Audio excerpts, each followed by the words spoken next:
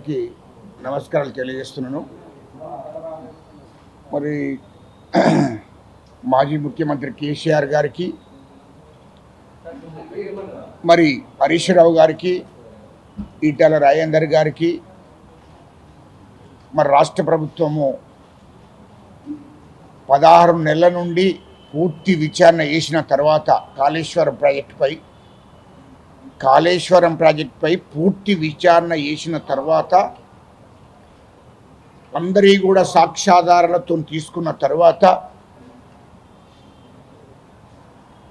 మరి రాష్ట్ర ప్రభుత్వము నోటీసులు జారీ చేయడం జరిగింది. దానికి ఆ కమిషన్ వాళ్ళు నోటీసులు జారీ చేయడం జరిగింది. ఇది పూర్తి స్థాయిలో విచారణ జరిగిన తర్వాతనే 16 నెలలు టైం తీసుకున్నారు. 70,000 కోట్ల నుంచి 1,50,000 కోట్లకు పెంచి దాంట్లో దాదాపు 80,000 కోట్లు కాళేశ్వరం ప్రాజెక్టు పేరు మీద దోషేసుకున్నారు. పెద్ద స్కామ్ అది.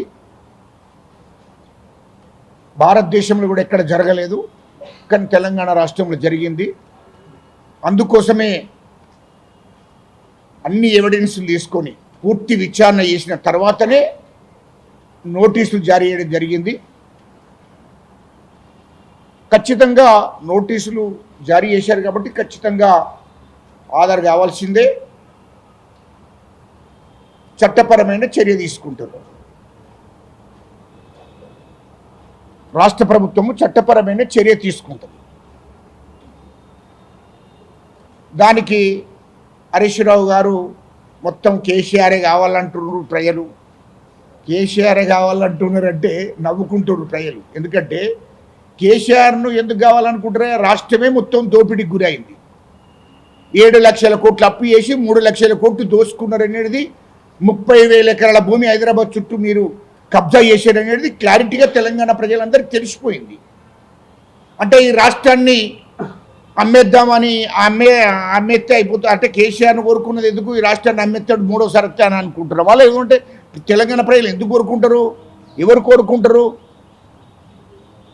మీరు ఈ కుటుంబంలో హరీష్ రావు, కవితక్క, కేటీఆర్ కోరుకుంటే తెలంగాణ రాష్ట్ర ప్రజలందరూ కోరుకున్నట్టేంది?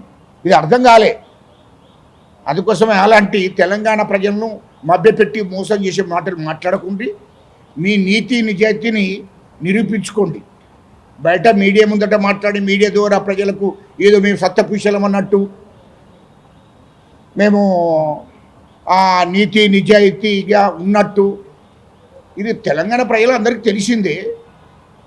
కాబట్టి మీకు నీతి నిజాయితీ ఉంటే ఖచ్చితంగా నోటీసులు జారీ చేశారు కదా, అందరు ఆదరగండి. మీ నీతి నిజాయితీ నిరూపించుకోండి. ఖచ్చితంగా ఈడీ గారికి సిబిఐ వాళ్ళు కూడా విచారణ చేస్తారు. దాని మీద చట్టపరమైన చర్య తీసుకుంటారని చెప్పి సందర్భంగా మీకు తెలియజేస్తున్నాను. ఇక రెండో విషయం, దుద్దిల్ల శ్రీధర్ బాబు గారు ఐటీ శాఖ మంత్రివర్యులు, వారి మీద ఆరోపణలు. మరి మా వివేకన్న కుటుంబం మాజీ మంత్రివర్యుల మీద, ఐటీ శాఖ మంత్రివర్యుల మీద, శ్రీధర్ బాబు గారి మీద ఆరోపణలను మేము ఖండిస్తున్నాం. తర్వాత శ్రీధర్ బాబు గారి మీద అనేక ఆరోపణలు చేస్తూ మాలామానాడు సంఘాలతోని మరి ప్రెస్ మీట్లు పెట్టిపించుకుంటూ అనవసరమైన విమర్శలు చేస్తూ మరి దళితులను తప్పుదోవ పట్టియడానికి ప్రయత్నం చేస్తున్నాడు. అది కరెక్ట్ కాదు అని చెప్పి నేను వివేకాన్ని కోరుతున్నాను. ఎందుకంటే కాళేశ్వరం మరక్కడ పుష్కరాలు జరుగుతున్నాయి. అక్కడ సరస్వతి పుష్కరాలు జరుగుతున్నాయి. ఆ పుష్కరాలకు అందరూ కూడా హాజరవుతున్నారు. మరి ఎమ్మెల్యేలు, ఎంపీలు, మంత్రులు, ప్రజలు, అధికారులు అందరూ కూడా ఆదరవుతున్నారు. వాళ్ళని నమ్ముకున్న దేవుణ్ణి, అక్కడ ఉన్నటువంటి సరస్వతికి పూజలు చేస్తూ స్నానాలు చేసుకొని ఎవరి నమ్మకాలతో వాళ్ళు బలమైన పూజలు చేసుకుంటూ నమ్ముకొని ఎక్కడోళ్ళక్కడ వెళ్ళిపోతున్నారు. దానికి ఐటీ శాఖ మంత్రి వర్యులు శ్రీధర్ బాబు గారు ఏదో గౌరవించలేదని, ఏదో స్వాగతం పలకలేదని మరి వివేక్ గారి కొడుకు వంశీ ఆ పెద్దపల్లి పార్లమెంట్ ఎంపీ ఆరోపణలు చేస్తున్నారు. నాకు అర్థం కాలే, ఎవరి పండుగ అదే? ఐటీ శాఖ మంత్రి వర్యులు శ్రీధర్ బాబు గారి ఏమన్నా ఇంటి ఫంక్షనా, లేకుంటే పెంగ్లా, ప్యారంటమా? అర్థం కాలే. ఆడ పుష్కరాలు జరుగుతున్నాయి. ఆ పుష్కరాల కాడికి ఎవరు నమ్మకం ఉంటే అందరూ కూడా రాష్ట్రంలో ఇతర రాష్ట్రాల్లో ఉన్న ప్రజలందరూ పోతున్నారు, ఎమ్మెల్యేలు, ఎంపీలు అందరూ పోతున్నారు, పూజలు చేసుకుంటున్నారు, మొక్కుతున్నారు, వెళ్ళొస్తున్నారు. కానీ దాంట్లో శ్రీధర్ బాబు గారికి ఇంటి ఫంక్షన్ కాదే. మరి రాష్ట్రంలో ఎమ్మెల్యేలు అందరూ పోతున్నారు కదా, మరి అందరూ ఎంపీలు అందరూ పోతున్నారు, మరి స్నానాలు చేస్తున్నారు, తిరిగి పూజ చేసుకుంటున్నారు, వస్తున్నారు. అంతే తప్ప నన్ను ఏదో ప్రత్యేకంగా గౌరవించడేంది నాకేమో అర్థం కాలేదు. వివేకన్నా ఇది మానుకోవాలి. ఎందుకంటే దళితులను తప్పుదోవ పట్టించే కార్యక్రమం చేయకండి. కొంతమంది బాల సోదరులను ఒక 2-3 రాష్ట్రంలో ఒక 100-200 మంది బాల సోదరులను తీసుకుపోయి అక్కడ ఏదో ధర్నా చేయించి ఇక్కడ ప్రెస్ మీట్లు పెట్టిస్తే సరియది కాదు అది. ఎందుకంటే 1000 కోట్లున్న వివేకన్నా నీవు ఇప్పటికి కూడా దళిత కార్డును వాడుకోవడం ఏంటి నాకు అర్థం కాలే. ఇప్పటికి కూడా మాల కార్డును వాడుకోవడం ఏంటి? అరే ఏంటిదన్నా నాకు అర్థం కాలేదు. ఇది కరెక్ట్ కాదు కదా. ఎంత అవమానం అన్నా ఇది దళితులకు కూడా. దళితులలో ఉన్నతమైన స్థానానికి ఎదిగినోడివి నువ్వు, 1000 కోట్లకు ఉన్నోడు వాడివి నువ్వు. ఎందుకన్నా ఈ దళిత కార్డును మళ్ళీ మాలమానాడు కార్డును గివ్వేందన్నా? వీళ్ళనేంది ఉపయోగించుకునేది? మళ్ళీ ఎస్సీనని ఏదో అవమానపరిచారు. ఎక్కడ అవమానపరిచిండ్రు? శ్రీధర్ బాబు గారు అవమానపరిచిండా? ఎక్కడ? అది చెప్పడానికి ఎక్కడనో. దానికి ప్రోటోకాల్ అంటే అక్కడ ఎంఆర్ఓ ఉంటాడు, ఆర్డీఓ ఉంటాడు, కలెక్టర్ ఉంటారు, ఎండోమెంట్ ఆఫీసర్లు ఉంటారు. వాళ్ళు స్వాగతం పలుకుతారు, వాళ్ళు తీసుకెళ్తారు ఎమ్మెల్యేలు కానీ, ఎంపీలను కానీ, మంత్రులను కానీ. శ్రీధర్ బాబు గారు ఎట్లా క్యాబినెట్ మంత్రి ఆయన సీనియర్ మోస్ట్ మంత్రి, 3 సార్లు మంత్రి అయినట్లే మీకు స్వాగతం పలుకుతాడు? అర్థం కాలే. వివేకన్న నీ వంశీ అనేటోడు 30 ఏళ్ళు ఉంటాడు పిల్లాడు. మరి ఎంపీలకు, ఎమ్మెల్యేలకు కూడా క్యాబినెట్ మంత్రి, రాష్ట్ర క్యాబినెట్ మంత్రి స్వాగతం పలుకుతాడా? ఇదేం పద్ధతి? అర్థం కాలేదు. మరి ఇది కరెక్ట్ కాదు. ఎందుకంటే ఇది ఆత్మగౌరవం దెబ్బతిన్నది. ఏంటిది ఆత్మగౌరవం దెబ్బతిన్నది? నువ్వు అర్థం చేసుకోవాలి. ఇది పద్ధతి కాదు. ఇది వాస్తవాలు మాట్లాడుకుందాం. నేను కూడా అన్నా దళిత ఉద్యమం చేసినోండి, తెలంగాణ ఉద్యమం చేసినోండి, ఈ అన్ని సామాజిక వర్గాలకు న్యాయం జరగాలని పోరాటం చేసినోడన్నా. ఎక్కడ ఎందుకోసం? ఇప్పుడు పుష్కరాలు జరుగుతున్నప్పుడు ఒక దేవుణ్ణి పూజించినప్పుడు నీ నమ్మకం నీకు, నువ్వు పోయి పూజించుకోవాలి, స్నానం చేసుకోవాలి, బయలుదేరాలి. దాంట్లో ఆయన senior most leader, Congress party, 3 సార్లు మంత్రి, క్యాబినెట్ మంత్రి అయినా మీకు స్వాగతం పలికి స్నానాలు చేపించి మీతో పూజలు చేపిస్తాడన్నా? ఇదేం పద్ధతి? ఇదేనా? ఇది సాధ్యమేనా? ఇప్పుడు మనకో న్యాయం, ఇంకోలకో న్యాయం ఉండొద్దన్నా. ఇది పద్ధతి కాదు కదా. అది మానుకోవాలని చెప్తున్నా. ఎందుకు అంటే ఇప్పటికి కూడా నేను చెప్పేది ఏంటంటే అన్నా, ఒకవేళ శ్రీధర్ బాబు గారు, ఐటీ శాఖ మంత్రి శ్రీధర్ బాబు గారు, మన ముఖ్యమంత్రి రేవంత్ రెడ్డి గారు వీళ్ళందరూ మాట్లాడుకొని నువ్వు 10 ఏళ్ళు ఇతర పార్టీలలో తిరిగినా, టీఆర్ఎస్ పార్టీలో 5 ఏళ్ళు తిరిగినా, 5 ఏళ్ళు బీజేపీలో తిరిగినా, మీ ఛానల్ కాంగ్రెస్ పార్టీకి వ్యతిరేకంగా ప్రచారం చేసిన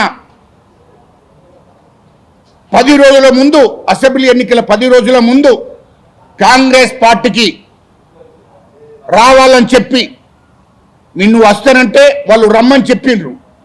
ముఖ్యమంత్రి రేవంత్ రెడ్డి గారు, అదేవిధంగా మా శ్రీధరబాబు గారు, ఐటీ శాఖ మంత్రివర్యులు పొన్నం ప్రభాకర్ అన్న గారు, ఉత్తమ్ కుమార్ రెడ్డి గారు మంత్రివర్యులు అందరు కలిసి, మా దామోదర్ నరసింహన్న గారు, వీళ్ళందరూ కలిసి నిర్ణయం తీసుకొని నిన్ను పార్టీకి ఆహ్వానించారు. ఆయన పెద్దపల్లి మంత్రివర్యులు కాబట్టి, ఈ రాష్ట్రంలో కీలక పాత్ర వహిస్తున్నాడు కాబట్టి శ్రీధరబాబు గారు, కర్ణాటక రాష్ట్ర ఇన్ఛార్జిగా ఉన్నాడు కాబట్టి, సీనియర్ నాయకునిగా అయినా కూడా మిమ్మల్ని కాంగ్రెస్ పార్టీకి రావాలి. నువ్వు 10 ఏళ్ళు వ్యతిరేకించిన కాంగ్రెస్ పార్టీని, టీఆర్ఎస్ పార్టీలో పనిచేసావు, బీజేపీలో పనిచేసావు. అయినా అసెంబ్లీ ఎన్నికల ముందు 10 రోజుల ముందు నిన్ను పార్టీకి నువ్వు వస్తానంటే రమ్మని చెప్పారు వీళ్ళందరూ మాట్లాడుకొని. ఇది వాస్తవం కాదా? నేను పార్టీకి రమ్మని చెప్పి మీ వివేక్ గారికి, వినోద్ అన్న గారికి ఇద్దరికి టికెట్లు ఇచ్చారు, ఎమ్మెల్యే టికెట్లు. అసెంబ్లీలో పోటీ చేశారు, గెలిచారు. దానికి మంత్రివారులు శ్రీధరబాబు గారి శ్రమ, కష్టము, మిమ్మల్ని గెలిపియడం కోసం అయినా రిస్క్ తీసుకున్నాడు. ఇది వాస్తవం కాదా? అదేవిధంగా నీ కొడుకు వివేక్ కొడుకు ఎంపీగా వంశీ, అయినను కూడా ఎంపీ టికెట్ ఇస్తారంటే మా ముఖ్యమంత్రి రేవంత్ రెడ్డి గారు, మరి ఐటీ శాఖ మంత్రివర్యులు శ్రీధరబాబు గారు, వీళ్ళందరూ మాట్లాడుకొనే నువ్వు ఖచ్చితంగా పార్టీకి నిన్ను ఆహ్వానించిన మాట ప్రకారం నీకు ఎంపీ టికెట్ కూడా నీకు కొడుకిచ్చారు. నేను పెద్దపల్లి ఎంపీగా అడిగాను, బెడమర్తి రవి ఎంపీగా అడిగాడు, చాలామంది కూడా మరి ఎంపీగా అడిగారు. అయినా వీళ్ళందరినీ సీనియర్లను, తెలంగాణ ఉద్యమం చేసిన వాళ్ళను, కాంగ్రెస్ పార్టీలో 2014 నుండి కాంగ్రెస్ పార్టీకి పనిచేస్తున్నా, తెలంగాణ ఉద్యమ నాయకునిగా, జేసీ చైర్మన్గా అందరూ టీఆర్ఎస్కి పోయినా నేను కాంగ్రెస్ పార్టీ, సోనియమ్మ గారు, రాహుల్ గాంధీ గారు, కొప్పుల రాజు గారు, ఇక్కడ ఉన్నటువంటి మా శ్రీధరబాబు గారు, ఉత్తమ్ కుమార్ రెడ్డి గారు, దామోదర్ నరసింహన్న గారు, జానారెడ్డి సారు, మా పొన్నం వీళ్ళందరూ కలిసి నన్ను పార్టీకి ఆహ్వానించారు కాబట్టి పార్టీకి వచ్చాను. మరి 2014 నుంచి ఇప్పటిదాకా మేము కూడా పనిచేసాం కదన్నా. మేము ఎంపీ టికెట్ అయినా మమ్మల్ని కాదని మేము పార్టీని గౌరవించాం, పార్టీకి కట్టుబడి ఉన్నాం, హైకమాండ్ ఆదేశాలకు కట్టుబడి ఉన్నాం. మా ముఖ్యమంత్రి రేవంత్ రెడ్డి గారు, మా శ్రీధరబాబు గారు వీళ్ళందరూ చెప్పిన మాట కట్టుబడి ఉండి మేము పోటీ నుంచి తప్పుకొని నీ కొడుకు ఎంపీ టికెట్ వంశీకి ఎంపీ టికెట్ ఇస్తే మేము ఓకే అని చెప్పి ఊరుకున్నాము. మేము సీనియర్లమై ఉండి కాంగ్రెస్ పార్టీలో ఉండి, అదే నీ కొడుకు నువ్వు బీజేపీలో ఉన్నావు, అప్పటికి నీ కొడుకు అసలు కాంగ్రెస్ పార్టీ కాదు. అయినా కూడా శ్రీధరబాబు గారు, ఐటీ మంత్రివర్యులు, సీఎం గారు అనుకొని టికెట్ నీ కొడుకు ఇచ్చారు. ఇది వాస్తవం కాదా? మరి ఆనాడే నిన్ను అంటే నేను ఆనాడే వద్దు అని అనుకుంటే ఇవ్వపోదురు కదా. ఆయన మిమ్మల్ని అవమానపరిచాడా? శ్రీధరబాబు గారు అవమానపరిచాడా? అయిన ఒకవేళ నీ మీద కోపమే ఉంటే, నీ మీద వ్యతిరేకతనే ఉంటే మీ ఇద్దరికి కూడా, మీ ఇద్దరు అన్నదమ్ములకు టికెట్ రావు. వినోద్ అన్నకు రాదు, నీకు రాదు, వంశీకి కూడా ఎంపీ టికెట్ రాదు ఒకవేళ పట్టుకొని కూర్చుంటే. కానీ మమ్మల్ని అందరిని ఒప్పించాడు. అటు పిడమర్తి రవిని వరంగల్ నుండి ఒప్పించాడు, ఇటు నన్ను ఒప్పించాడు. ఎట్టి పరిస్థితిలో వద్దు, ఈ ఒక్కసారి ఆగండి అని చెప్పి మమ్మల్ని ఒప్పించాడు. మా ముఖ్యమంత్రి రేవంత్ రెడ్డి సార్ కూడా ఇంటికి పిలిపించుకొని వద్దు కాంతం, ఈసారి ఆగండి, వివేక్ కొడుకు ఇస్తున్నాము అని చెప్పి టికెట్ ఇచ్చిండ్రు. మరి ఎక్కడ అవమానపరిచిండ్రన్న నాకు అర్థం కాలేదు. ఇంట్లో మీ ఒక్క ఇంట్లోనే ఇద్దరికి, నువ్వు బీజేపీకి పోయినా, టీఆర్ఎస్ పార్టీ తిరిగి వచ్చినా, 10 ఏళ్ళు బయట పోయినా, నీ ఛానల్ కూడా కాంగ్రెస్ పార్టీకి వ్యతిరేకించినా, 10 రోజుల ముందతే తీసుకొని ఇద్దరు ఎమ్మెల్యేలు చేసారు, నీ కొడుకుని ఎంపీని చేసారు. ఇంకెక్కడన్నా అన్యాయం జరిగిందన్నా, ఇంకెక్కడ అవమానపరిచిందన్న నాకు అర్థం కాలే. ఎంపీగా వంశీని 50,000 మెజార్టీతోని మంత్రివర్యులు శ్రీధరబాబు గారికి గెలిపించారు. 50,000 మొత్తం పార్లమెంట్ అంతా భుజస్కంధాల మీద వేసుకొని పార్లమెంటు మొత్తం తిరిగి డబ్బులు ఖర్చు పెట్టుకొని కష్టపడి రాత్రి పగలు తిరిగి 50,000 మెజార్టీతో పెద్దపల్లి పార్లమెంట్ ఎంపీగా గెలిపించాడు వంశీని. ఇది వాస్తవం కాదా వివేకన్న? మరి ఎట్లా అవమానపరిచినట్టు ఇది నాకు అర్థం కాలే. మాట్లాడే ముందు జాగ్రత్తగా మాట్లాడాలన్నా, జాగ్రత్తగా మాట్లాడాలి. ఇంత నీకు నీతి నిజాయితీ లేదంటే ఏమన్నట్టేనా? ఇంకోటి కూడా గుర్తుపెట్టుకోండి, కాక గుడిసెల వెంకటస్వామి కాక పెద్ద అయినా పాపం సత్య సర్గాలు ఉన్నాడు, ఆయనకు ఆత్మకు శాంతి చేకూరాలి, ఆయనకి ఎప్పుడు కూడా మేము ప్రార్థించుకుంటాం. కానీ నీవు ఆయన బతికినన్ని రోజులు కాంగ్రెస్ పార్టీలో ఉండి కాంగ్రెస్ పార్టీలో చనిపోయాడు.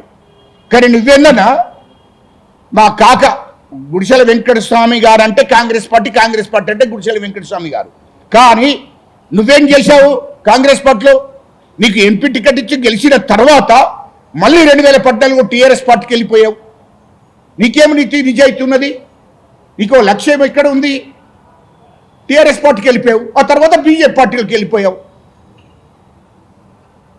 ఇప్పుడు నీ ఉద్దేశం ఏంది అంటే టీఆర్ఎస్ పార్టీ వాళ్ళకి మా శ్రీధర్ బాబు గారిని రాష్ట్ర మంత్రి వాళ్ళని బదనం చేయాల తిట్టువని చెప్తే తిరుగుతున్నామా, లేకుంటే బీజేపీ వాళ్ళు తిట్టువని చెప్తే తిరుగుతున్నామా? అంటే బదనం చేయండి ఒక క్యాబినెట్ మంత్రిని అని చెప్పి శ్రీధరబాబు గారిని బదనం చేయమండి. దీని వెనుక ఏదో పెద్ద బలమైన కారణం ఉంది. అయితే బీజేపీ వాళ్ళు టీఆర్ఎస్ వాళ్ళు కలిసి నిన్ను ప్రోత్సహిస్తున్నట్టున్నారు. అంటే నువ్వు ఇట్లా మళ్ళా మరి బీజేపీగా టీఆర్ఎస్కో పోదామని ఇట్లా ప్రయత్నం చేస్తున్నావా? అర్థం కాలి. దానికోసం శ్రీధరబాబు గారిని ఎందుకు తిట్టుడన్నా? పోతే నీ ఇష్టం పో, కానీ దానికోసం ఎందుకన్నా? అది అర్థం కాలి. నీకు ఇంత రిస్క్ తీసుకొని నీ ఇంట్లో 2 ఎమ్మెల్యేని చేసిండు, ఎంపీని చేసిండు శ్రీధరబాబు గారు, ఐటీ శాఖ మంత్రి వర్యులు. ఒకవేళ ఆయన అనుకుంటే నీకు మొన్న అంటే అసెంబ్లీ ఎన్నికల ముందు 10 రోజుల ముందే నువ్వు కాంగ్రెస్ పార్టీకి వస్తే 10 ఏళ్ళు బయట తిరిగి 10 ఏళ్ళు ఖర్చు పెట్టుకొని తిరిగి కాంగ్రెస్ పార్టీ తిట్టినా కూడా నీ ఛానల్ కూడా కాంగ్రెస్ పార్టీకి వ్యతిరేకం చేసింది కూడా, అయినా ఎక్స్క్యూజ్ చేసిర్రు, నిన్ను క్షమించిర్రు. నేను మళ్ళీ కాంగ్రెస్ పార్టీకి వస్తానంటే రమ్మని చెప్పారు. కాంగ్రెస్ పార్టీ తల్లి లాంటిదన్నా, కాంగ్రెస్ పార్టీ తల్లి లాంటిది. కాంగ్రెస్ పార్టీ భారతదేశానికి నాయకత్వం వహించింది. అన్ని వర్గాలకు కూడా, ఎస్సీలకు, ఎస్టీలకు, బీసీలకు, మైనార్టీలకు, అన్ని కులాలకు న్యాయం చేసే పార్టీ కాంగ్రెస్ పార్టీ. కాబట్టే నిన్ను తీసుకున్నారు మళ్ళా ఏ పార్టీలో తిరిగినా. అది గుర్తుపెట్టుకోవాలి. కాక ముఖం చూసి వెంకటస్వామి కాక ముఖం చూసి తప్పకుండా ఆయన కుమారుడిగా మళ్ళీ పార్టీకి నిన్ను రమ్మని చెప్పారు. గదిగాని దాన్ని గుర్తుపెట్టుకోకుండా నువ్వు ఇష్టం వచ్చినట్టు మాట్లాడితే ఎట్లుంటుందన్నా? మాలమానవులతో ప్రెస్ మీట్ పెట్టించావు, దండా వేయించావు. ఇదే పద్ధతి. ఒకవేళ ఆ ఉద్దేశం ఉంటే మీ ఇద్దరికి ఎమ్మెల్యే టికెట్ రాపో, నీ కొడుకు ఎంపీ టికెట్ రాపో. ఇదేం పద్ధతి? అది మార్చుకోవాలని అంటున్నా. ఈ సందర్భంగా మార్చుకోవాలి. ఎందుకంటే నీవు ఇది కరెక్ట్ కాదు. శ్రీధర్ బాబు గారికి అంటే ఇంకో విషయం కూడా, అంటే వర్గీకరణ చేస్తే కోపం వచ్చిందా? నీకేంది అర్థం కాలే. ఇయలో వర్గీకరణ అనేది ముఖ్యమంత్రి రేవంత్ రెడ్డి గారు అంటే హైకమాండ్, మా సోనియమ్మ గారు, రాహుల్ గాంధీ గారు వాళ్ళ ఆదేశాల మేరకు మా ముఖ్యమంత్రి రేవంత్ రెడ్డి గారు, శ్రీధర్ బాబు గారు మంత్రివర్యులు, పొన్నం ప్రభాకర్ గారు, ఉత్తమ కుమార్ రెడ్డి గారు వీళ్ళందరూ మాట్లాడుకొని వర్గీకరణ చేయాలి. దేశానికి స్వతంత్రం వచ్చినప్పటి నుండి ఈ సామాజిక వర్గాలకి, ఎస్సీలలో, దళితులలో ఈ సామాజిక వర్గానికి, మాదిగ సామాజిక వర్గానికి అన్యాయం జరిగింది, ఆ ఉపకులకు అన్యాయం జరిగింది అని చెప్పి ఆలోచన చేసి 30 ఏళ్ల పోరాటం, 30 ఏళ్ల నుంచి మీరు ఉద్యమాలు పోరాటాలు చేస్తున్నారు. కాబట్టి ఈ మాదిగ ఉపకులాలకు న్యాయం జరగాలి, వర్గీకరణ చేయాలని చెప్పి హైకమాండ్ ఆలోచించి హైకమాండ్ ఆదేశాల మేరకు మరి ముఖ్యమంత్రి రేవంత్ రెడ్డి గారు, మరి మా శ్రీధర్ బాబు గారు, మరి పొన్నం ప్రభాకర్ గారు, ఉత్తమ్ కుమార్ రెడ్డి గారు వీళ్ళందరూ ఆలోచించి, దామోదర్ నరసింహన్ వీళ్ళందరూ ఆలోచించి నిర్ణయం తీసుకొని వర్గీకరణ చేసిండ్రు. అంటే ఆ వర్గీకరణ అయినది కూడా కోపమా? దాంట్లో కీలక పాత్ర శ్రీధర్ బాబు గారిది ఉన్నది అని అదిగిట కోపమా నీకు? దళితులలో అన్ని వర్గాలకు కూడా సామాజిక న్యాయం జరగాలనే ఆలోచనతోనే ఆ నిర్ణయం తీసుకున్నారు. దళితులలో 59 కులాలకు వర్గీకరణ మూలంగా న్యాయం జరుగుతుంది, అందరికీ సామాజిక న్యాయం జరుగుతుంది. ఆ ఉద్దేశంతో వర్గీకరణ చేసిందన్నా. అంత కోపం ఎందుకు వస్తుంది నీకు? వర్గీకరణ కీలక పాత్ర వహించుండు శ్రీధర్ బాబు గారని ఆ కోపమా నీకు? అది అర్థం కాలే. అది కాదు, వాళ్ళు మంత్రివర్యులు శ్రీధర్ బాబు గారు కానీ, తోటి మంత్రివర్గం కానీ, ముఖ్యమంత్రి గారు కానీ ఈ సామాజిక వర్గానికి, ఈ సామాజిక వర్గ ఉపకులాలకు అన్యాయం జరుగుతుంది, దళితులకు సామాజిక న్యాయం జరగాలి, అన్ని వర్గాలకు కూడా సామాజిక న్యాయం జరగాలని ఆలోచనతోనే వర్గీకరణ చేసిండ్రు. అది తప్పేంటి? అది మనసులో పెట్టుకొని మరి మంత్రివర్యులు శ్రీధర్ బాబు గారిని మీద నువ్వు కక్ష కట్టి నువ్వు మరి తప్పుడు ప్రచారం చేపిస్తున్నావు. ఇది కరెక్ట్ కాదు. ఇది కాంగ్రెస్ పార్టీని అవమానించినట్టే. అయినా మీకు స్వాగతం పలుకుతాడు. అది అక్కడ ప్రోటోకాల్ ఉంటుంది, అక్కడ వాళ్ళు చూసుకుంటారు అధికారులు. మంత్రిది ఏముంటుంది అది గుర్తుపెట్టుకోవాలి. ఎందుకంటే శ్రీధర్ బాబు గారు తెలంగాణ ఉద్యమ నాయకులు కూడా ఆనాడు తెలంగాణ ఉద్యమం నడుస్తుంటే కూడా ఉస్మానియా యూనివర్సిటీ విద్యార్థులకు, తెలంగాణ ఉద్యమకారులకు వెన్నంటుండి అందరినీ ప్రోత్సహించి మీరు ఉద్యమాలు చేయండి అని చెప్పి అన్ని రకాలుగా ప్రోత్సహించాడు. కేసులలో కూడా సహకరించాడు. ముఖ్యమంత్రి గారితో మాట్లాడి అన్నాడు కేసులలో కూడా సహకరించి కేసులు లేకుండా చేశాడు. అనేక రకాలుగా ఆర్థికంగా అనేక రకాలుగా తెలంగాణ ఉద్యమకారులకు, తెలంగాణ విద్యార్థి నాయకులకు అందరికి కూడా సహకరించి ఉద్యమాన్ని చేయించాడు. తెలంగాణ రాష్ట్రం ఏర్పడవలసిందే అని చెప్పి ఎనుకుండి ఉద్యమం నడిపించినటువంటి నాయకుడే మరి శ్రీధర్ బాబు గారు. ఆనాడు మంత్రి, ఆనాడు కూడా ఉమ్మడి రాష్ట్రానికి ఖచ్చితంగా తెలంగాణ ఉద్యమకారులందరినీ కూడా ఎన్నో రాత్రులు కూర్చోబెట్టుకొని మాట్లాడాడు. ఇంటికి తెప్పించుకొని ఖచ్చితంగా ఉద్యమం మీరు వెయ్యండి, మీకు వెన్నంటుంటే నేను అని చెప్పి తెలంగాణ ఉద్యమకారులను, తెలంగాణ విద్యార్థి నాయకులను అందరినీ ప్రోత్సహించి కేసులలో కూడా కేసులు కాకుండా చూశాడు, ఉద్యమాలు చేయించాడు, దానికి అన్ని రకాలుగా సహకరించాడు. తెలంగాణ రాష్ట్రం ఏర్పాటు అయ్యేంత వరకు ఆయన తెలంగాణ ఉద్యమకారులకు సహకరించి వెన్నంటుండి పోరాటాలు చేయించాడు. ఎస్సీలకు, ఎస్టీలకు, బీసీలను, మైనార్టీలను ప్రోత్సహించాడు. ఎక్కువ శాతం వాళ్ళకు వెన్నంటున్నాడు. ఉద్యమాలు నడిచినంటే ఆయన సహకారం లేకుండా ఇక్కడ ఉద్యమాలు జరగలే. ఇలా ఉస్మానియా యూనివర్సిటీ విద్యార్థులను అడిగితే తెలుస్తుంది కదా, తెలంగాణ ఉద్యమకాలను కూర్చొని పెట్టి అడిగితే తెలుస్తుంది కదా. మరి అటువంటి తెలంగాణ రాష్ట్రం ఏర్పడడానికి సహకరించిన నాయకుడు, ఇలా వర్గీకరణ చేయడానికి కీలక పాత్ర వహించిన నాయకుడు, ఇలా నీ కొడుకు ఎంపీని చేసిన నాయకుడు, మిమ్మల్ని ఇద్దరు ఎమ్మెల్యేలను చేసిన నాయకుడు శ్రీధర్ బాబు గారు. మరి అటువంటి దేవుడు లాంటి వ్యక్తిని విమర్శించడం సరైనది కాదు. దళితులను తప్పుదో బట్టి ఎక్కువ, నీ యొక్క కుటుంబం గురించి దళితులందరినీ తప్పు పట్టించకు. మరి నువ్వేం మనసులో పెట్టుకొని చేస్తున్నావో, ఏం మనసులో పెట్టుకొని చేస్తున్నావో అది అర్థం కాదు. కానీ నేను ఇప్పుడు అవన్నీ మాట్లాడను. చాలా విషయాలు ఉన్నాయి కానీ అవన్నిటిని డిస్కస్ చెయ్యను. నేను ఇప్పుడు మాట్లాడను. ఇది ఉన్న వాస్తవాలు మాట్లాడుతున్నా. నీ మీద కోపం ఏం లేదు మాకు. కానీ నీవు దళితులను తప్పుదో బట్టియకు, మాలలను కూడా తప్పుదో బట్టియకు. అది గుర్తుపెట్టుకో. ఎందుకంటే యావత్ తెలంగాణ రాష్ట్రంలో దళితులందరూ కూడా శ్రీధర్ బాబు గారికి వెన్నంటుంటారు, బీసీలందరూ కూడా వెన్నంటుంటారు, శ్రీధర్ బాబు గారికి అంతగా ఉంటారు. అది గుర్తుపెట్టుకో, ఎప్పటికీ మర్చిపోరు. అది గుర్తుపెట్టుకోవాలని చెప్పి సందర్భంగా తెలియజేస్తున్నారు.